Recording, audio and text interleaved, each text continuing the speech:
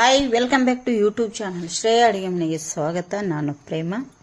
ಇವತ್ತು ಏನಪ್ಪ ಹೊಸ ರೆಸಿಪಿ ಅಂದರೆ ಇಲ್ಲಿ ಪಾವ್ ಭಾಜಿ ಮಾಡ್ತಾ ಇದ್ದೀನಿ. ನೋಡಿ ಎಷ್ಟು ಚೆನ್ನಾಗಿ ಬಂದಿದೆ.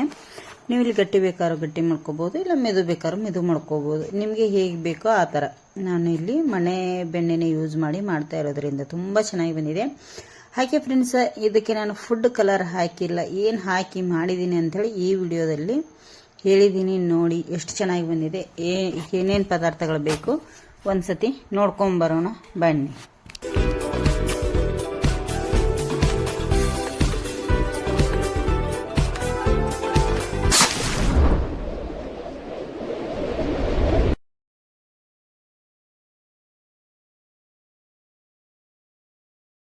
ಪಾವ್ ಭಾಜಿ ಮಾಡಲಿಕ್ಕೆ ಮೊದಲೇದಾಗಿ ಒಂದು 3 ಆಲೂಗಡ್ಡೆನ ಬೇಯಿಸಿ ಸಿಪ್ಪೆ ತೆಗೆದು ಇಟ್ಟಿದ್ದೀನಿ ಫ್ರೆಂಡ್ಸ. ಈಗ ಇದಕ್ಕೆ ಬೇಯಿಸಿಟ್ಟಿರೋ ಸಿಪ್ಪೆ ತೆಗೆದಿಟ್ಟಿರೋಂಥ ಆಲೂಗಡ್ಡೆಗೆ ಇಲ್ಲಿ ಬೇಯಿಸಿಟ್ಟಿರೋಂಥ ಬಟಾಣಿ ನೀವು ನೈಟ್ ನೆನೆಸಿಟ್ಟಿದ್ದೆ ಫ್ರೆಂಡ್ಸು, ಒಂದು ನೈಟು. ಆಮೇಲೆ ಸಿಪ್ಪೆ ಇದು ಬೇಯಿಸ್ಕೊಂಡಿದ್ದೀನಿ. ನೋಡಿ ಈ ಥರ, ನೋಡಿ ಗೊತ್ತಾಗುತ್ತೆ ನಿಮಗೆ, ಈ ಥರ ಬೇಯಿಸಿದ್ದೀನಿ. ಇದನ್ನೀಗ ನೋಡಿ ಈ ಥರ ಇದನ್ನು ಪುಡಿ ಮಾಡೋದು ಇರುತ್ತಲ್ಲ, ಮ್ಯಾಶ್ ಮಾಡೋದು. ಈಗ ಆಲೂಗಡ್ಡೆ ಮತ್ತು ಬಟಾಣಿ ನಮಗಿದೆಲ್ಲ ಪುಡಿ ಆಗಬೇಕು ಚೆನ್ನಾಗಿ, ಆವಾಗ ಇದು ಕರೆಕ್ಟಾಗಿ ಬರುತ್ತೆ ನಮಗೆ. ಅದಕ್ಕಾಗಿ ಇದನ್ನೆಲ್ಲ ಈಗ ಮ್ಯಾಶ್ ಮಾಡ್ಕೊತೀನಿ. ನೋಡಿ ಈ ಥರ ಈಗ ಎಲ್ಲ ಪುಡಿ ಮಾಡಿದ್ದೀನಿ ಫ್ರೆಂಡ್ಸ. ಇದು ಮತ್ತೆ ಬೇಕು, ಇದರಲ್ಲೇ ಬಿಡ್ತೇನೆ ಈಗ. ನೋಡಿ ಇಲ್ಲಿ ತವಾ ಕಾಯ್ಲಿಕ್ಕೆ ಇಟ್ಟಿನಿ ಫ್ರೆಂಡ್ಸ. ನೋಡಿ ನಾನು ಮನೆಯಲ್ಲೇ ಮಾಡಿರೋಂಥ ಬೆಣ್ಣೆ, ನಮ್ಮದು ಹಸುವಿನ ಬೆಣ್ಣೆ ಮನೆಯದೇ, ತುಂಬ ಚೆನ್ನಾಗಿದೆ. ಒಂದು 2 ಟೇಬಲ್ ಸ್ಪೂನಷ್ಟು ಬೆಣ್ಣೆನ ತೊಗೊಂಡಿದ್ದೀನಿ ನಾನಿಲ್ಲಿ. ಇದು ಬೆಣ್ಣೆ ಕರಗಲಿ. ನೋಡಿ ಬೆಣ್ಣೆ ಕರಗಿದೆ ಫ್ರೆಂಡ್ಸ್. ಈಗ ಇದಕ್ಕೆ ಕಟ್ ಮಾಡಿಟ್ಟಿರೋಂಥ 2 ಈರುಳ್ಳಿನ ಹಾಕ್ತಾಯಿದ್ದೀನಿ. ಅದು ಸಣ್ಣದಾಗಿ ಕಟ್ ಮಾಡ್ಕೋಬೇಕಾಗತ್ತೆ ಈರುಳ್ಳಿ ಚೆನ್ನಾಗಿ. ಈಗ ಇದನ್ನು ಫ್ರೈ ಮಾಡ್ಕೋತೇನೆ. ಹಾಗೆ ಇದರೊಟ್ಟಿಗೆ ನನಗಿಲ್ಲಿ ಕ್ಯಾಪ್ಸಿಕಮ್ ನೋಡಿ ಸಣ್ಣದಾಗಿ ಕಟ್ ಮಾಡಿಟ್ಟಿದೆ. ಕ್ಯಾಪ್ಸಿಕಮ್ ಒಂದು ದೊಡ್ಡದು, ಅದನ್ನು ಕೂಡ ಸೇರಿಸ್ತಾ ಇದ್ದೀನಿ. ಇದು ಹಾಕಿದರೆ ತುಂಬ ಚೆನ್ನಾಗಿರುತ್ತೆ ಕ್ಯಾಪ್ಸಿಕಮ್ಮು. ಇಲ್ಲಾಂದರೆ ಹೂಕೋಸು ಹಾಕುವವರು ಹಾಕ್ತಾರೆ, ಇಲ್ಲಿ ನಾನು ಯೂಸ್ ಮಾಡ್ತಾ ಇಲ್ಲ. ನೋಡಿ ಇಲ್ಲಿ ಕ್ಯಾಪ್ಸಿಕಮ್ ಈರುಳ್ಳಿ ಹಾಕಿದ ಮೇಲೆ ಒಂದು ಸಣ್ಣದಾಗಿ ಕಟ್ ಮಾಡಿಟ್ಟಿರೋಂಥ ಕಾಯಿ ಮೆಣಸು, ಇದನ್ನು ಕೂಡ ಇಲ್ಲಿ ಸೇರಿಸ್ತಾ ಇದ್ದೀನಿ. ಇದು ಈಗ ಚೆನ್ನಾಗಿ ಫ್ರೈ ಆಗಬೇಕು, ಮಸ್ತಾಗಿ ಫ್ರೈ ಆಗಬೇಕು. ನೋಡಿ ತುಂಬ ಸ್ಮೂತ್ ಆಗಬೇಕು. ನೋಡಿ ಈ ಸಮಯದಲ್ಲಿ ಇದಕ್ಕೆ ಸ್ವಲ್ಪ ಕಸೂರಿ ಮೆಂತಿನ ಕೂಡ ಹಾಕ್ತಾ ಇದ್ದೀನಿ. ಕಸೂರಿ ಮೆಂತಿ ಬೇಕೇ ಬೇಕು ಇದಕ್ಕೆ, ಇಲ್ಲ ಅಂದರೆ ಟೇಸ್ಟ್ ಚೆನ್ನಾಗಿ ಬರಲ್ಲ. ಈಗ ಒಂದು 30 ಸೆಕೆಂಡು ಫ್ರೈ ಆದಮೇಲೆ ನಾನಿಲ್ಲಿ ಶುಂಠಿ ಬೆಳ್ಳುಳ್ಳಿ ಪೇಸ್ಟ್ ಹಾಕ್ತಾಯಿದ್ದೀನಿ. ಒಂದು ಅರ್ಧ ಟೀ ಸ್ಪೂನ್ಗಿಂತ ಜಾಸ್ತಿ ಇದೆ. ಅದನ್ನು ಕೂಡ ಈಗ ಮಿಕ್ಸ್ ಮಾಡ್ಕೊತೀನಿ, ಹಸಿ ವಾಸನೆ ಹೋಗೋರಿಗೂ ಚೆನ್ನಾಗಿ. ನೋಡಿ ಒಂದು ಟೀ ಸ್ಪೂನ್ನಷ್ಟು ಗರಂ ಮಸಾಲೆ ಹಾಕ್ತಾಯಿದ್ದೀನಿ. 1 ಟೀ ಸ್ಪೂನ್ನಷ್ಟು ಚಿಲ್ಲಿ ಪೌಡರ್ ಹಾಕ್ತಾಯಿದ್ದೀನಿ. ನೋಡಿ ಪಾವ್ ಭಾಜಿ ಮಸಾಲೆ 2 ಟೇಬಲ್ ಸ್ಪೂನು ಪಾವ್ ಭಾಜಿ ಮಸಾಲೆ, ಒಂದು ಚಿಟಿಕೆಯಷ್ಟು ಅರಿಶಿನ. ಈಗ ಇದನ್ನು ನಾನು ಚೆನ್ನಾಗಿ ಮಿಕ್ಸ್ ಮಾಡ್ಕೊತೀನಿ. ನೋಡಿ ಈಗ ಚೆನ್ನಾಗಿ ಸ್ಲೋ ಉರಿ ಇಟ್ಟು ಮಿಕ್ಸ್ ಮಾಡ್ಕೊಳ್ಳಿ. ಇದೆಲ್ಲ ಡ್ರೈ ಆಗಿದೆ. ಈಗ ಚೆನ್ನಾಗಿ ಈಗ ನೋಡಿ ಇದೆಲ್ಲ ಹಸಿ ವಾಸನೆ ಹೋಗಬೇಕು.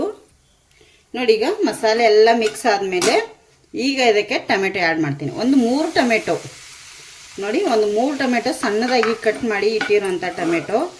ಈಗ ಇದನ್ನು ಫ್ರೈ ಆಗಬೇಕು.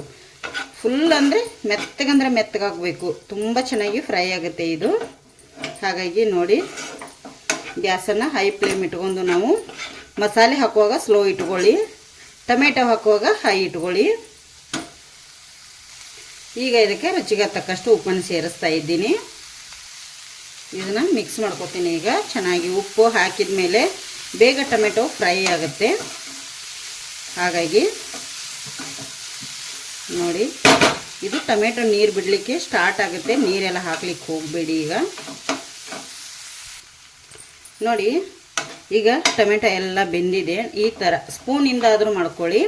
ಆವಾಗಲೇ ನಾನು ಆಲೂಗಡ್ಡೆ ಸ್ಮ್ಯಾಶ್ ಮಾಡಿ ತೋರಿಸಿದ್ನಲ್ಲ, ಅದರಿಂದ ಆದರೂ ಚೆನ್ನಾಗಿ ಮ್ಯಾಶ್ ಮಾಡ್ಕೊಳ್ಳಿ. ಇದನ್ನು ಎಷ್ಟು ಮ್ಯಾಶ್ ಆಗುತ್ತೋ ಅಷ್ಟು ಚೆನ್ನಾಗಿರುತ್ತೆ. ಇದರಿಂದ ಸ್ಪೂನಿಂದ ನಿಮಗೆ ಕರೆಕ್ಟ್ ಆದರೆ ಸ್ಪೂನಿಂದನೇ ಮಾಡ್ಕೊಳ್ಳಿ. ನೋಡಿ ಇಲ್ಲಿ ನಾನು ಸ್ಪೂನಿಂದನೇ ಆಲ್ರೆಡಿ ಸ್ಮ್ಯಾಶ್ ಮಾಡ್ಕೊಂಡಿದ್ದೀನಿ. ಈಗ ಇದಕ್ಕೆ ನಾವೇನು ಆವಾಗಲೇ ಮ್ಯಾಶ್ ಮಾಡಿ ಇಟ್ಟಿದ್ದೀವಲ್ಲ ಆಲೂಗಡ್ಡೆ ಮತ್ತು ಬಟಾಣಿ, ಅದನ್ನೆಲ್ಲ ಇದಕ್ಕೆ ಸೇರಿಸ್ತೇನೆ. ನೋಡಿ ಈಗ ಇದನ್ನು ನಾನು ಚೆನ್ನಾಗಿ ಮಿಕ್ಸ್ ಮಾಡ್ಕೋತೀನಿ. ಫ್ರೆಂಡ್ಸ್, ಇದಕ್ಕೆ ಏನು ಮಾಡ್ತಾರೆ ಗೊತ್ತಾ, ಹಾಕೋರು ಫುಡ್ ಕಲರ್ ಕೂಡ ಹಾಕ್ತಾರೆ. ನಾನು ಇಲ್ಲಿ ಫುಡ್ ಕಲರ್ ಅಂತೂ ಹಾಕಿಲ್ಲ. ಫುಡ್ ಕಲರ್ ಹಾಕೋದೇನೋ ಚಿಲ್ಲಿ ಪೌಡರ್ ಎಲ್ಲ ಹಾಕಿರ್ತೀನಿ ನೋಡಿ, ಅದೇ ಚೆನ್ನಾಗಿ ಕಲರ್ ಬರುತ್ತೆ. ಈಗ ಇದನ್ನು ನಾನು ಮಿಕ್ಸ್ ಮಾಡ್ತಾಯಿದ್ದೀನಿ.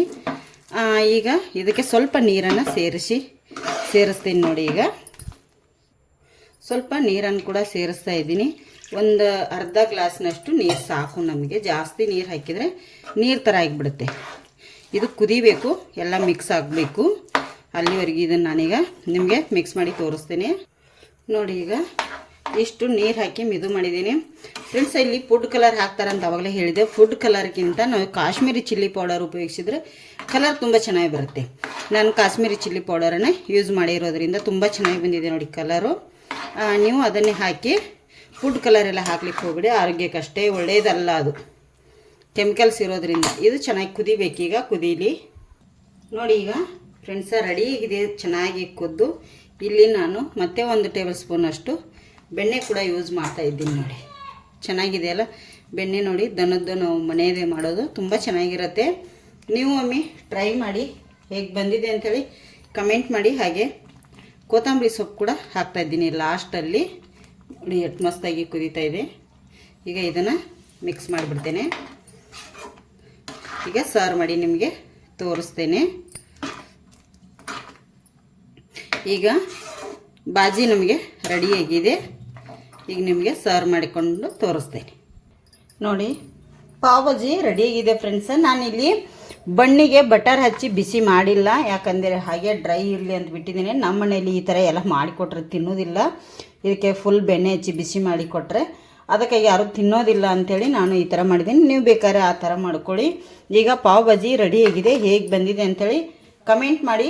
ಹೊಸವರು ನಮ್ಮ ಚಾನಲ್ ನೋಡ್ತಾಯಿದ್ರೆ ಸಬ್ಸ್ಕ್ರೈಬ್ ಮಾಡ್ಕೊಂಡು ನೋಡಿ.